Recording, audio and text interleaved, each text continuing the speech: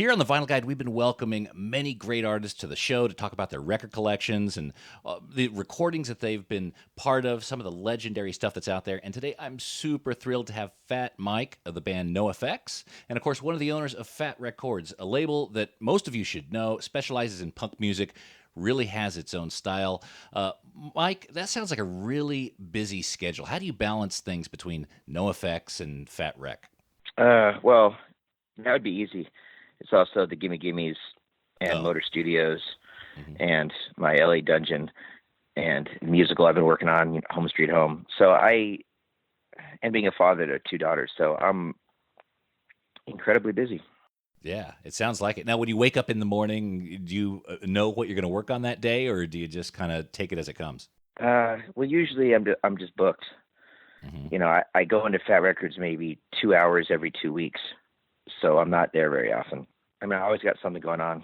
You're involved in the decisions around the record label. They just bring you in for a few moments at a time whenever your decision is critical, and then you have a team that runs the rest of it. Yeah, I sign the bands and come up with pretty much like most of the ideas. Like, it was my idea to start a record store. We have a record store that opens on Fridays, every other Friday for 2 hours. Sometimes 3 hours on Friday afternoon, and we give free beer to everyone, and we have a huge community of record buyers. That record shop's in San Francisco? Yeah, it's at the Fat Records warehouse, and it's pretty awesome. I serve beers there sometimes, and we always put out every 2 weeks. We usually have new vinyl. And you seem to be quite the vinyl fan. Everything that Fat Wreck puts out seems to go on vinyl and limited editions here and there. Have you always been a vinyl collector? I wouldn't say I'm a collector. It's just I bought so much vinyl in my teenage years that I have a really cool collection. But and I obviously I have everything that Fat's ever put out. But I don't go to Record Mart to record trading places, and I don't go record shopping very often. Maybe a few times a year. But Fat Records always puts out vinyl because that's part of the deal. You get signed to Fat, you put out vinyl. Even when 10 or 15 years ago, when you couldn't sell anything, we'd be lucky to sell 1,000 copies of something. It didn't pay for itself. Putting out, making the masters and the plates and the artwork cost much more than you could make by selling 1,000 copies. But it didn't matter. It's like bands want to have vinyl out. You want something that you can have forever. And so we've always made it a priority to put everything out on vinyl. And what's interesting about Fat Wreck is that there seems to be a lot of limited edition vinyl, which, some colors of vinyl seem to be worth hundreds or sometimes thousands of dollars. Is that by design, or do you just put it out there and the market just takes it? Well, yeah, we don't see, if something goes for thousands of dollars, we don't see it. We don't see that money. We sell colored vinyl for a little bit more, but it's not by design. It's just, you got to make, we have a lot of 7 inches that have always been in production. And it's just something about buying something that you have that not everyone can get. There's, I don't know why, it's consumerism, whatever, but humans like that. And I like that. Like right now I'm looking at a Misfits, the Bullet 7-inch that I bought at a record store for $3, and it's like, no one has this shit. I like that I have it. And that's part of the fun about, that's what I love about punk rock is that, especially in the 80s, we all were fans of this style of music that no one knew about. In the 80s, punk rock kind of disappeared. And, bands like Social Distortion, I'd go see them in a club in front of 100 people, and they'd play a terrible drunk set. And, I'm listening to songs like, The Creeps, like awesome music that was our music, no one else's. So when you put out limited edition 7 inches, it's kind of like that. I have this. I'm in on the secret. No one else can touch it. Elitism. Punk rock's always been about elitism. When did you know in your life that punk rock was going to play a role? Well, I went to my first punk show before I really listened to punk rock. And it was just, that's when I knew. I'm like, holy shit, this is, I feel normal here. I belong here. because I never really felt right, in elementary school. I had some friends, but I was always kind of a dork. And even when I went to parties, I didn't like them. But when I went to my first punk show, I felt excited and scared, and I loved it. And there was your community. So you started playing pretty much right away? No, I went to see X when I was 14, because you could my parents were never around, so we took the bus there, and same time I started seeing Rocky Horror Picture Show. Just I had no curfew. I could stay out till whenever I wanted, and it was weird because there were a lot of kids in the punk scene. You could go out when you were 13, 14, 15 back then. And I mean, there's still kids who like it now, but it was just different then because it wasn't safe. It wasn't safe to take a bus for an hour to go to Hollywood, and come home at 2 a.m. when you're 14. It's just weird. And I wouldn't let my 17-year-old daughter go to a show by herself. It seems to be much more paranoia these days about that sort of thing. Yeah, but it was dangerous. I mean, I almost got fucking destroyed so many times. I always seemed to get out of it though. All right, back to vinyl. That's all right. No, so okay, so you see X, you're transformed, at least mentally. You have a bit of a compass now of the direction you want to go. How long was it before you started putting together a band?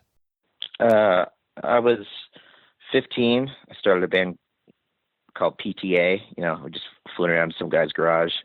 And I had a band called False Alarm when I was 15 and into 16. And then we started NOFX. Oh, okay. And if that was around 85-ish? 83. Okay, all right. So 83, you find the guys, at least the core of NOFX. And within a couple years of playing shows and whatnot, you start making records. What was the first record that NOFX put out? We put out our first 7-inch, which is self-titled. It's got the skull with the syringe on it. And before that, we had a couple songs on compilations. But that was our first actual 7-inch. And the first pressing of it, something was wrong with it. And I don't know where those first few hundred copies are, but there's a hissing sound. I have one, but there's a hissing sound on the whole record. You hear which is really, we were so bummed because we got the records when we were on tour. Like we toured without having a record out in 85. And it came to Albuquerque and we found a place, some kid's house to play it at. And we're like, oh my God, it sounds terrible. So luckily that was just the first few hundred. The subsequent represses didn't have that noise on it. Right. And what record label was that? Still a terrible record. It was on Mystic Records. Okay, all right. That's Still is. Doug Moody's label, yeah. Yeah, right. And so you did that first. Is the EP the NOFX EP? Yeah, 7 songs. Okay, and then after that, your next record, I believe, was on what? Colossal Wassail Records? Is that? No, the next 7-inch was on Mystic too. It's called So What If We're on Mystic, and that was 8 songs.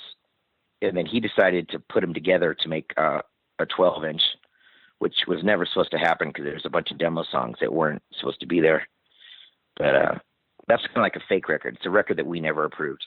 And then I put out my own record on the PMRC Can Suck on This on Colossal Wassail Records. Okay, so that was your own label. So Colossal Wassail Records is the precursor to Fat Wreck. Right.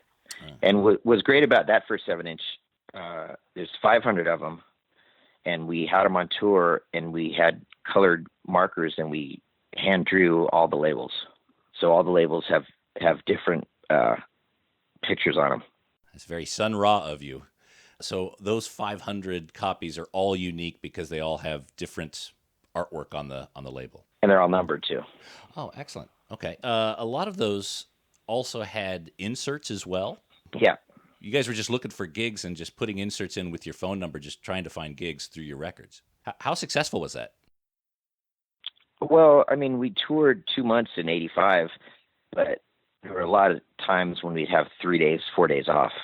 Mm-hmm. and then some shows we just jumped on, like we jump on a house party. We get stuck in Albuquerque for 3 days, or stuck in Baltimore. Once we got stuck there for 4 days, and just tried to jump on gigs. Mm-hmm. So it was pretty meager, but fuck, we all just got out of high school and we returned to the U.S. So pretty awesome. Yeah. What else were you gonna do? I mean, none of us could even buy beer. It was ridiculous. Would you just couch surf with fans and people who came to see the show? Yeah, mostly though we just stayed in the van. Like our drummer used to sleep under the van. He used to like to sleep under it, and occasionally we'd sleep on the sidewalk, or because it was summer, it was so hot, you didn't want to sleep inside. It was fucking punk rock camping. At one point, we had a hammock that we could hang in the van. It didn't really work when you were driving, but when you were parked, it was pretty comfortable. And it was the four of you just all crammed into that one van. It was 3 of us back then, yeah. 3 of us and a roadie. So you clearly been paying your dues, making a lot of trips around the country. Did you go international at that point, or was it all within the U.S.? That was all in the U.S. We went to Europe for the first time in '88, and that was still when we had one LP out, which was on Colossal Wassel 2, which I put out, but we hadn't sold any in Europe, so we kind of went out there with nothing, and that was a disaster tour. We had 6 nights off in Amsterdam, which it's like, okay, we have 6 days off right now. What the fuck? Luckily, we had a squat to stay in. It was still good times. I can only imagine what you guys could do with 6 nights in Amsterdam. Well, the thing is we barely had any money. We would get a case of beer for the band every day, like at night, and we'd make pasta. And we'd go to bars, but we'd have beer in our pockets. So we'd order 1 beer and then keep refilling. But the thing is we weren't good. We were kind of terrible then. And like more than one person told us that we were probably the worst American band that had made it over to Europe. So what do you think was the change in the band then, to go from loose to as tight as you were? Well, it wasn't loose. It was just we were playing, all the old bands we used to listen to were like Rudimentary Peni and Subhumans and Antidote and FUs, and it was all hardcore stuff. Nothing that was very melodic. And that's what we were playing. We were a hardcore band. And then actually on the last day of that tour, we played at Fugazi, and the Yeasty Girls were there, and they played me Bad Religion Suffer. And I listened to it 5 times in a row. And I'm like, holy shit, Bad Religion. Yeah, they used to be my favorite band. And this is what we should be playing. We're from LA, and this is the best record I've ever heard. So then I started to write songs of melody. That record kind of taught me how to write melody. That's a fantastic record with the harmonies and everything. It sounds incredible. I wrote the song S&M Lines before I heard that record, so we were kind of going in a catchier direction. Mm-hmm. But before that, we were just trying to sound like RKL and and DI and FUs. So that record changed everything for us. And then within a few years, we sounded like a real band. And one of the next steps that you guys had was putting out an album on Epitaph. Right. Yeah. Brett Gurewitz recorded Liberal Animation and asked if he could put it out. And it was kind of dumb, but I said, no, I want to do it myself because I thought it'd be easy. But back then it wasn't easy. But then the next year in '89, we did S&M Airlines, and that won an Epitaph. But it only sold 2,500 copies in a year. It's nothing. And you then started to take more control, I guess, and developed Fat Wreck as kind of your own ability to sign different bands. What was that decision like to go from, being in a band to run a label? Well, I'd already done it before with NOFX. I put out a couple records, and when we went on tour, I would just see some good bands. I saw Propaganda on tour, and I met Lagwagon in a bar, and they gave me a demo tape, and I'm like, shit, these bands are good. And back then, it was Epitaph and there was Lookout and Alternative Tentacles, which weren't really putting out punk, putting out like weird stuff. Mm-hmm. So it was just an opportunity. It wasn't something I, always wanted to do. I'm just like, shit, there's a lot of good bands.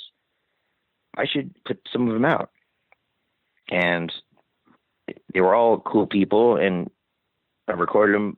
All the records got recorded in like 5 days. And, luckily the first 5 or 6 bands I signed all sold really well. And this is around early 90s, 92, 93? Yeah, the first Fat records came out in 91, I think. And those early bands, Lagwagon, Propaganda, No Use for a Name. No Use for a Name, yeah. Face to Face, Good Riddance, Strung Out. And they seem to have a lot of the common, I guess, sonic fingerprint that NOFX had. That actually, now you mentioned Bad Religion, Suffer. That was perhaps the genesis of it. They seem to have that same melodic, fast, but very catchy elements in all the songs. Right. Something that I realized just recently, because someone mentioned it, but all the early bands were all metalheads that found punk, which is really funny because, like Propaganda, they were all, Venom fans, speed metal fans. All the players in the early bands were great players, which is kind of how we got the Fat sound. It's kind of like punk rock with metal, with like musicianship of metal heads in it. Mm-hmm. All those bands were metal bands before they started a punk band, except for Good Riddance. Oh, that's interesting. So they already had a sense of harmony and a sense of... Well, they were just good musicians, great drummers. I mean, Propaganda and Lagwagon, just fucking awesome musicians. Mm. What has been Fat's defining record? The one that you look back and say, yeah, that's the one that really put us on the map. Oh, well, funny because the first NOFX live album, I Heard They Suck Live, that was the first NOFX album to chart. Mm. That's the first NOFX album and the first Fat Records album to hit the Billboard charts. So I'm going to go with that one. I mean, we put out a live album and it sold like 700,000 copies. I mean, that's crazy. What did you attribute its success to? Well, it came out after Punk and Drublic. Mm-hmm. So Punk and Drublic never hit the Billboard charts, but that's our only record that ended up going gold. Because it just consistently sold. Mm. But it was weird because not a lot of records go gold that never hit the charts. It took 8 years. It's like a slow grind. Yeah, but that's when punk rock really jumped. It was in 95. I mean, not 94. Green Day and Offspring got huge and Rancid, and we put out that live album, and Punk and Drublic had already sold a few 100,000 copies, so everyone just went out to get it, and it did really well. A high tide raises all boats. So you ended up seeing that success. Now, the next few years for Fat Records was, quite phenomenal. You ended up selling a lot of albums. What were the albums around that time that were particularly successful? The No Use for a Name, Let Chicken Carney.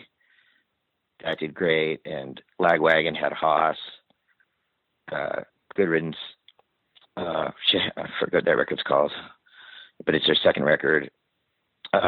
Strung Out made their third record, which is their classic Suburban Teenage Blues. Mm-hmm. And it's just all these records came out, and they were all selling crazy. I mean, the numbers we were doing, especially because Fat Records, we didn't know shit. Well, we knew shit about marketing, but we just didn't spend money in marketing. We didn't spend money at Target and Best Buy and all the chains.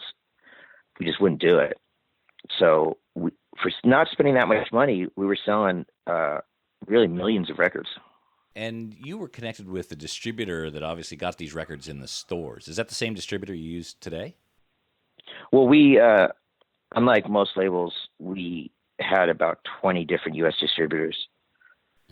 And we have different distributors for every country around the world. So we never really hooked in with one. In fact, we use RED, which is a subsidiary of Sony, and we were the only label on RED that wasn't exclusive. Okay. And they were like, why won't you go exclusive with us? I'm like, you guys just made $200,000 off us last year. What do you care? We have other people we work with, and we're loyal. And they said, okay, well, stay loyal to us and we'll keep you non-exclusive. And, we're still the only label that they distribute non-exclusively. Mm. And we're still with them. Now, the process of actually taking a record and making it international, you press up the copies likely in the U.S. for the U.S. market. Do you ship finished copies around the world, or do you send plates or recordings and have them make their own masters and press up their own? No, we've always done it a little bit. We do everything different. We make everything in the U.S. and export everything. Mm-hmm. And we find that it might be a little more expensive, but not really. And it's just that way we can trust. We trust ourselves, and we don't license records, and we just kind of do it ourselves. Gives you a bit more control. Yeah. Did you have any bad experiences that led you to make that decision? Well, when we licensed actually a few records in certain countries that bands were popular and, like, High Standard, we didn't get their record for Japan. And just what happens in most cases when we licensed is it didn't do much better. It did pretty much the same numbers, but we got paid a lot less.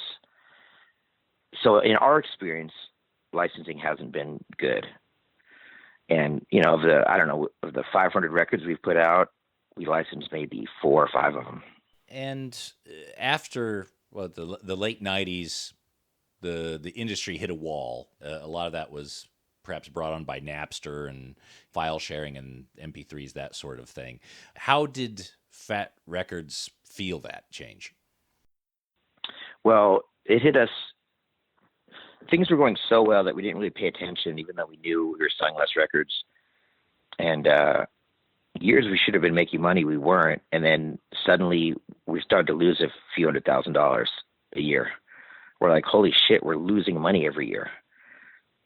So we had an office in Australia and one in Europe and one in Canada, and we had to get rid of all those offices. And we scaled from 18 employees down to 5. Mm. And then we had a few rough years, but then, I don't know, about 10 years ago, things started looking up again, and we've been sailing along just great right now, mostly because of vinyl. It seems to be that vinyl is our profit. We put out CDs, and CDs still sell, and digital does okay, but we can always count on vinyl to, I don't know, it's kind of made, like, our mail order does so well, and it's because we have loyal fans. Yeah. Well, quite honestly, also at Fat Records, you guys price it very fairly too. I think $12 or $15 or something. It's always very consistent, and it's worth it as a consumer to be able to pick it up. It's at that right price point. So, right. So vinyl tends to contribute the most to the company staying in business, and the vinyl resurgence, I guess, has lifted Fat Wreck to be doing good now. Anything else that would have contributed to that? We really stayed true to our sound. We're a punk rock label, and I think people really appreciate that. So even that we'll put out small bands, for low budgets, but everyone seems to sell, within like the 10 to 20,000 range, which isn't a lot, but if you add it all up, you put 10 or 20 records out a year, then it seems to work. Where bands like No Use for Name and Lagwagon used to sell 250,000 copies. Now they're selling, like, Lagwagon will sell 50,000. So they're selling 20% of what they used to. But it's okay, because it's enough. It's enough because it keeps our expenses low. Does the old catalog move pretty well? Not really. That's why we put out new colors and stuff, because people can so easily find, if they don't have an old No Use for Name record, they can hear it on Spotify or just listen to it on the internet. So you have to make it you have to give people a reason to want to buy it. So, the Gimme Gimmes and Rise Against, they keep selling, and everyone else sells, but that catalog does better just as listeners, listeners of music, not really buyers of music. Like our bands still do well live. Like NoFX, we haven't seen our crowds go down ever. You know, we still play the same clubs and they're still packed, but our record sales are way down. That's just how it is, and it's fine. It's how it used to be. It's how record sales were in the late '80s, early '90s, before punk rock got huge. So it's just went back to what it used to be. And you brought up Me First and the Gimme Gimmes, which, again, phenomenal band. Is that the label's biggest seller at the moment? Under NoFX, yeah. Okay. Yeah, that's the first band that was born, you know, that started on Fat Records. They're the biggest band that started on Fat Records. How does a Me First and the Gimme Gimme album come together? You first start with the concept and then move from there? Yeah, and we did that for many years. Not at the beginning. At the beginning, we just recorded, we had 7 7-inches out. And then we just took one song from the 7 inches and recorded a few more songs and made our first record. And that's what we're going back to this year, is we're just going to start recording 7 inches again. No theme, just have fun in the studio, record 4 songs, and try again 3 or 4 months later. Just keep it fresh, just keep it fun. We're looking for some more Me First and the Gimme Gimmes sometime in the next few months, hopefully, yeah?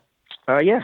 It's hard to get us together because, you know, we're all in different bands on different tours, especially Chris being in the Foo Fighters. He's always doing something. Got to schedule around Chris a lot. Yeah. And how does the licensing work for that? So you do a cover of a Barbra Streisand song. How do you do the mechanics behind the scene that say, well, she should get 13 cents for each sale or whatever? Well, whatever. I think it's 9 cents right now is what you have to pay for a song per album. That's why Gimme's albums don't have a lot of songs, because it costs too much money, because we have to pay too many people. But yeah, so you can do any song you want to. It's funny because you can't make a video to any of those songs, though. You need to get permission from the artist to make the video. That's why we've made very few videos, because we couldn't get permission. In fact, the Eagles, we asked them to do their song, and their manager told our manager, the band wanted to let the Gimmes know specifically that they think the cover is terrible. They hated our version of Desperado, and subsequently did not give us permission to make a music video. That's a great quote for the back of a record. Glenn Frey hates us. It's the only time we heard back from an artist that we covered. Yeah. Well, you guys did a video for, was it a Wild One? We did. I Believe I Could Fly. Oh, okay. We did that, and that was we did get permission from that guy. Okay. He needed money. I forget his name, but he needed money, so he gave us permission. And we've made a couple like cheap videos that should not be on the internet.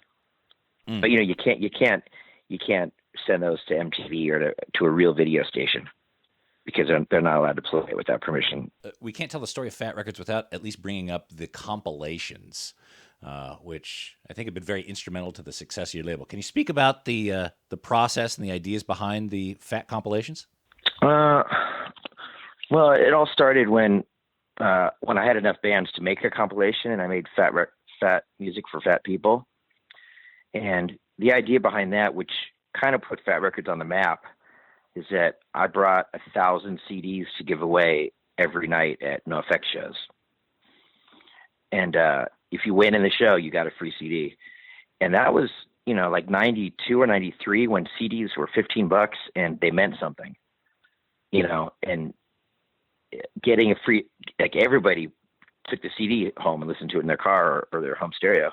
And that's what really, every city we played and gave out Fat Record CDs, all our bands became popular in those cities. It was just direct marketing. And, you know, so I took whatever, a $2,000 loss in every city, but it built the whole foundation of Fat Records. And then after that, we wanted distributors to have it. So we sold them and said, but don't sell them for more than $3.99. And it was actually the first cheap comp in the punk rock world, or maybe the whole world. I mean, no one was selling compilations for $3.99. And it really exposed a lot of people to those bands. Yeah, because we would sell 500,000-600,000 of those comps, and then everyone started doing it. Were the comps just on CDs, but they ended up going to? A lot of them went to vinyl, but at first it was just CD because we're giving them away. We can't, and vinyl would cost too much, and they're too heavy. People throw them at you. Yeah. So it was just CD, and it was neat. But then once Warped Tour started, they did a comp, and Epitaph did Punkorama, and every label did sample comps. So then, no, it didn't matter anymore. Because then CDs were devalued. So I kind of blame myself for that. But it sure helped Fat Records at the time. Oh, yeah. Oh, absolutely. I remember getting some of those comps and, going out and seeking 3 or 4 different bands' albums based on the song or two that were on there. So, no, great strategy. It worked. Absolutely. So, managing Fat Records these days, you said you work there 2 hours a week or something like that. What are the sort of decisions that you currently are involved in? We have marketing meetings and discuss bands that we're going to put out. Usually I bring a band in and we vote on it, but half the time I just say, we just signed this band. Mm-hmm. And people are like, why didn't you ask us? I go, well, because I like them a lot. And that's what Fat Records is based on, is bands I like. Sometimes I'm not sure. And some people at Fat Records bring bands to the table too. Like, what do you think of this band? Like Chad brought CJ Ramon. Hey, CJ wants to be on the label. I'm like, oh, cool. I like this music. But it comes down to I have to like the bands. Could Fat Records survive without Fat Mike? Oh, that's a interesting question. I suppose it could.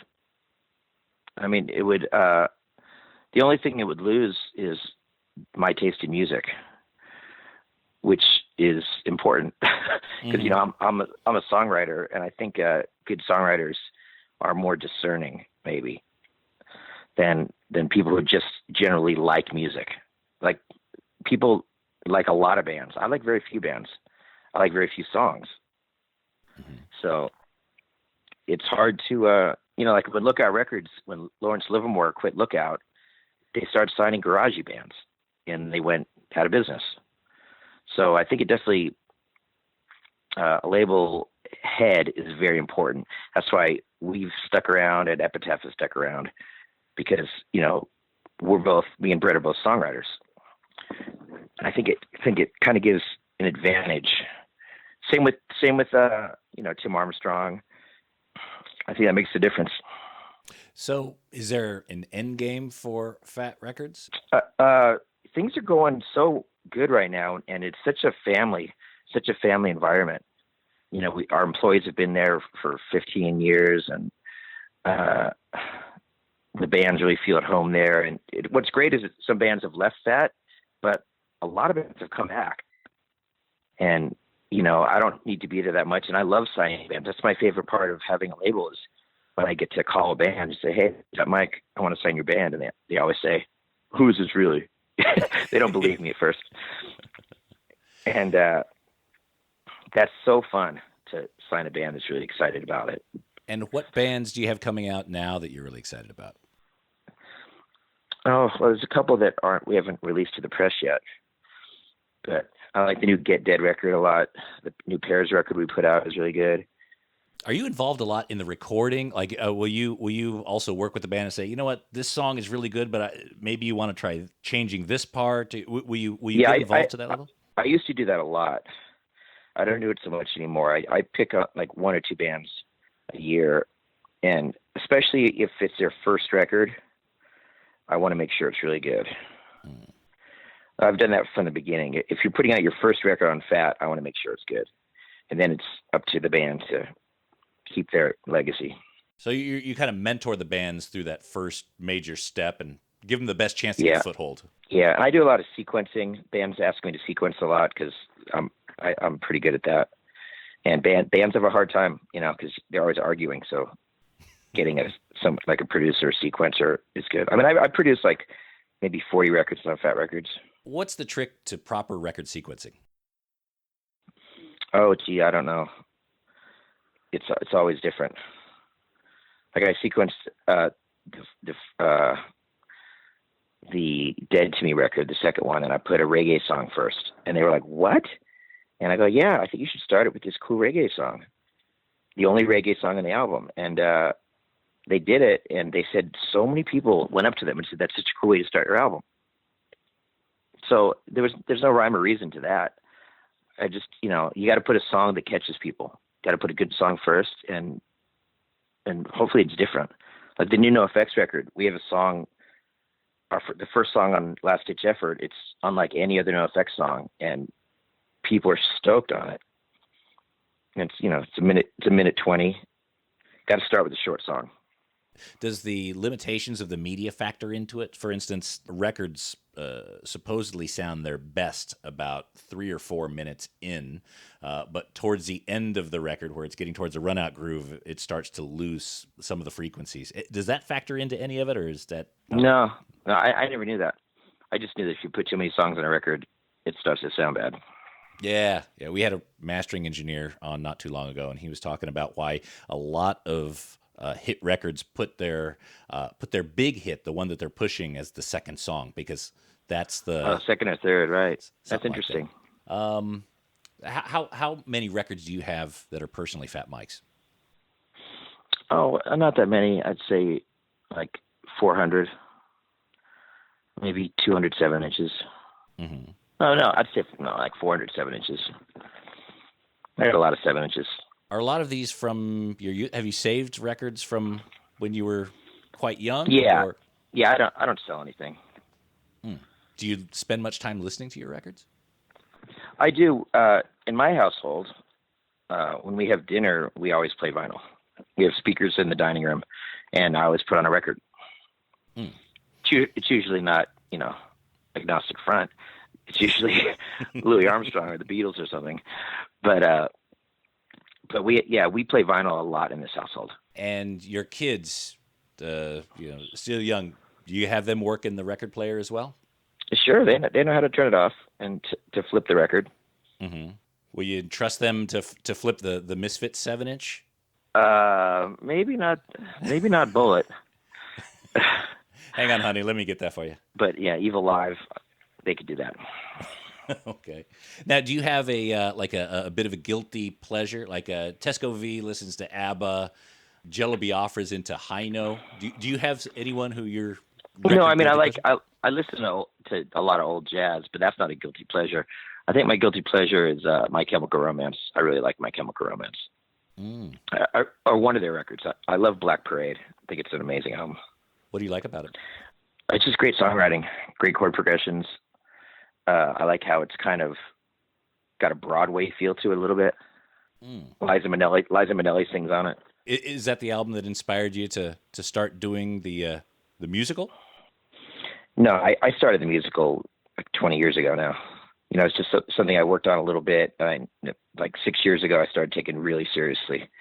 And we're supposed to be opening in New York next year. So, if people are just getting into Fat Wreck, not as familiar with the label, what are 3 records you would recommend they check out first? 3 records, huh? I'd say Propaganda, How to Clean Everything, and Snuff, De Musababonk, and First Rise Against album. Yeah. No, it's not even it. I take out Snuff and I say, Gimme Gimmes, Love Their Country. Gimme Gimmes country album. Yeah, that's a good one. Yeah, Gimme Gimmes has to be in there. That yeah. Loves that. What are some of the rarest Fat Records vinyl issues? Well, we just did a test pressing for a song called Secret Asian Man on our new album. There's only 5 copies of that. And we have a new 7-inch called Sid and Nancy, and the band got 25 copies of gold. We each got 25 copies. And Liberal Animation, that was on Colossal Wassel, but the first test pressing was on blue vinyl because they were running blue vinyl. So there's 5 copies of that. And when you see one of those going for $1,500 online, what do you think to yourself? No, it's how it goes. Collectors are collectors. We sold a 7-inch at the Fat Record Store for $2,000. One of those original NoFX PMRC 7 inches with the hand-drawn label.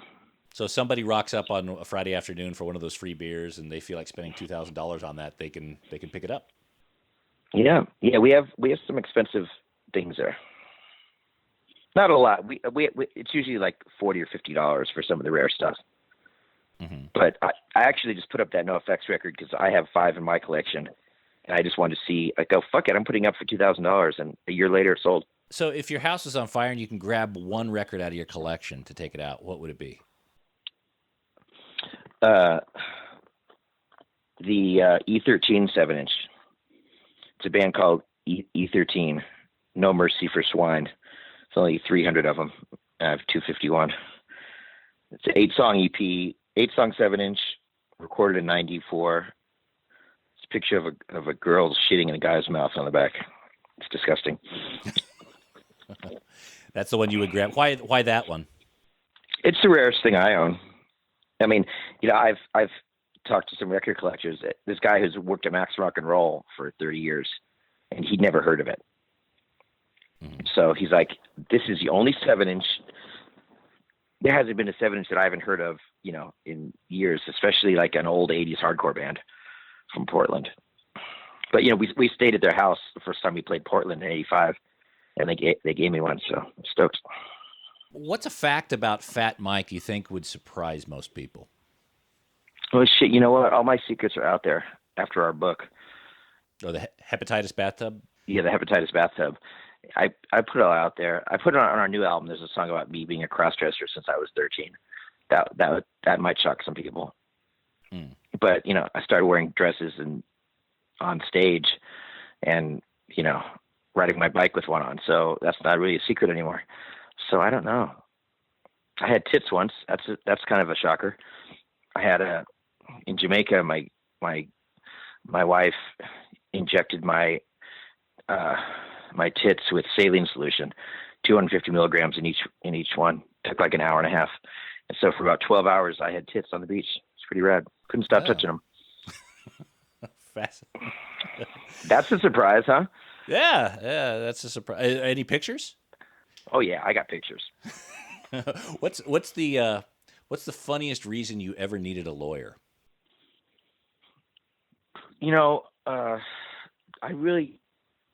I can't think of anything because we've in 25 years we've never been in a lawsuit at Fat Records.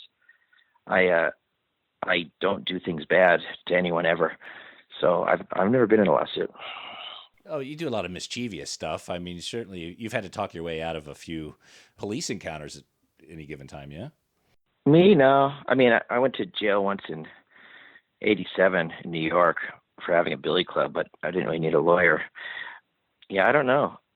We needed a lawyer when the guy from Bonanza, Haas, Dan Block, he went after us because we used his likeness on the album. So a nickel for every Haas album goes to the Dan Block Foundation. Oh. Just a nickel.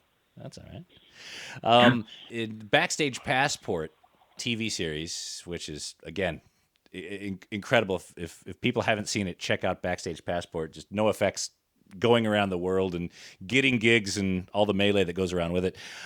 You had quite an adventure in Singapore. Can you ever go back to Singapore after that episode came out? I don't think so. I don't think we would. We kind of knew that if we were going to do drugs on camera in Singapore, we probably shouldn't go back. But that's what that tour is all about. We're not going to go back to Manila. We're not going back to the Philippines or Malaysia or Korea. It's a one-time thing. We went. We had great shows in almost every city and throughout every big city throughout Southeast Asia, and there's no reason to go back. We've been to South America because we can draw 4,000 or 5,000 people in those cities, but like in South Korea we had 400 people at a tiny club, so it's not like we made any money. So the only reason you go back to places like that is to lose money. So it was so fucking awesome to do that trip and to get it all on film. But yeah, OTOT, one time only. Wow. And just to wrap it up, is there anything that Fat Wreck hasn't done that they want to do next? We never had a gold record, but I don't think that'll ever happen, especially these days. Isn't Punk and Drublick gold? Yeah, that was on Epitaph. Oh, okay. And we've had a lot of records sell over 500,000, but not in the U.S. alone. All right. Well, Fat Mike, thank you very much for spending time with us. Any other thoughts you'd like to share with the vinyl collecting community? No, thank you so much for having me. It was a very fun interview to do, and I'm glad I could be part of it. Really appreciate it, and really looking forward to the NOFX album, the new one that's coming out. First ditch effort, and I'm proud of the album, so you should check it out. Looking forward to it, and everyone can order it at www.fatwreck.com. Fat Mike, thanks again, and we look forward to hearing more about your adventures. Cool. Thanks for having me. Later. All right, take it, man.